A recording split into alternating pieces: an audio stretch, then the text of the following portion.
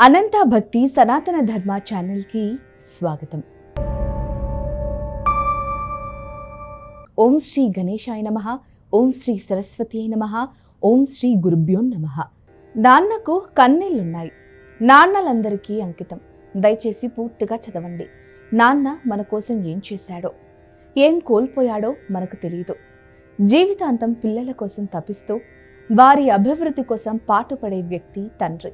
తన పిల్లల కోసం జీవితంలో ఎన్నో కోల్పోతాడు తండ్రి. నాన్న మన కోసం ఏం చేశాడో మనకు తెలియదు. ఎన్ని కష్టాలు పడ్డాడో తెలియదు. ఎందుకంటే నాన్న ఎవరికీ చెప్పడు. పిల్లలకి, భార్యకి అసలు చెప్పడు. అమ్మల ప్రేమను బయటికి చూపించడం నాన్నకు రాదు. నాన్న ఇంటికి ఎప్పుడొస్తాడు, ఎప్పుడు వెళ్ళిపోతాడు? బిజీగా ఉన్న నాన్న రాత్రిపూట ఇంటికొచ్చి మంచం మీద ఎదుగుతున్న పిల్లల్ని చూస్తుంటాడు. ఎప్పుడూ పనేనా, కాస్త ఇంటి దగ్గర ఉండొచ్చుగా అని చిరాకు పడుతున్న అమ్మ మాటలు వింటుంటాం. వీటన్నిటితో నాన్న నలిగిపోతుంటాడు. ఆయనకు ఆరోగ్య సమస్యలు వస్తుంటాయి. వృద్ధాప్యం వల్ల అని పిల్లలు అనుకుంటారు. వృద్ధాప్యం ఇంకా రాలేదు. మీకోసం అనుక్షణం కరిగిపోతూ కాలిపోతున్న నాన్నకి లోపల ఆరోగ్యం ఎంత దెబ్బతింటుందో తెలియదు. నాన్న డాక్టర్ను కలిసిన విషయం కూడా మనకు తెలియదు. ఎందుకంటే ఆ రిపోర్టులు తీసుకొని ఇంటికి రాడు. తన పిల్లలు గొప్పవాళ్ళు అవుతారని నాన్నకు విపరీతమైన నమ్మకం. అందుకే అప్పులు చేసి చదివిస్తాడు. ఆఫీసుకు సెలవు పెట్టి స్కూల్లో పిల్లల సీటు కోసం లైన్లో నిల్చుంటాడు.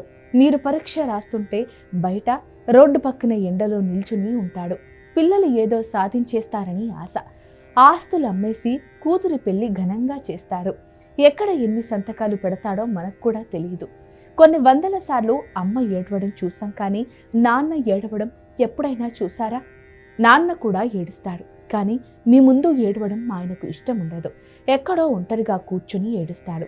పిల్లలు పెద్దై ఏదో పని చేసుకునే సమయానికి నాన్న అన్నీ అమ్ముకొని అంతా ఆరిపోయి అంతంత ఆరోగ్యంతో మిగిలిపోతాడు. అప్పుడే పిల్లలు నాన్నకు ఎదురు చెప్పడం మొదలు పెడతారు. ఇన్నాళ్ళు వీళ్ళ కోసం ఇంత చేశానా, నేను ఎవరి కోసం బతికాను అనే ఆలోచనలు నాన్నకొస్తాయి. నా కోసం నేను ఏదీ దాచుకోలేదే అనుకుంటాడు. నిజానికి నేను అనే ఆలోచన అప్పటి వరకు నాన్నకు తెలియదు. ఉన్న 2 ఎకరాలు నాన్న పోగొట్టాడు అనుకుంటాం. ఎందుకంటే అమ్మ అలాగే చెబుతుంది కాబట్టి. ప్రతి కొడుకు ఏదో ఒక సమయంలో నాన్నను ఏడిపిస్తాడు. నాన్న గుండెలపై తంతాడు. అప్పటికి ఏడవడానికి నాన్నకు కన్నీళ్లు కూడా మిగలవు. అవి ఎప్పుడో ఆవిరైపోయి ఉంటాయి.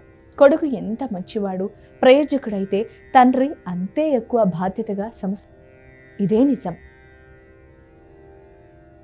మీకు కొడుకు పుడితే వాడి స్నేహితుల పేర్లు గుర్తుంటాయి. బర్త్డేలు వస్తే పిల్లల్ని ఆహ్వానిస్తాం, కానీ మీ నాన్న స్నేహితులు ఎవరో మీకు తెలియదు. అసలు మీ నాన్న పుట్టినరోజు కూడా మీకు గుర్తుండదు. ఎందుకంటే మీ పిల్లలే మీ భవిష్యత్ అని ఫీల్ అవుతారు. నాన్న మీ భవిష్యత్తు కాదు, కానీ నాన్నకు మీరే భవిష్యత్తు. మీకోసం రిస్క్ తీసుకోలేక, ధైర్యం సరిపోక మీ నాన్న తన కెరీర్ని నాశనం చేసుకున్నాడు. మీ మూలంగానే మీ నాన్నలో ఉన్న ఎనర్జీ పోయింది. ఎక్స్ట్రాడినరీ అవ్వాల్సిన ఎంతోమంది నాన్నలు జీవితంలో తమ పిల్లల కోసం ఆర్డినరీగా మిగిలిపోయారు.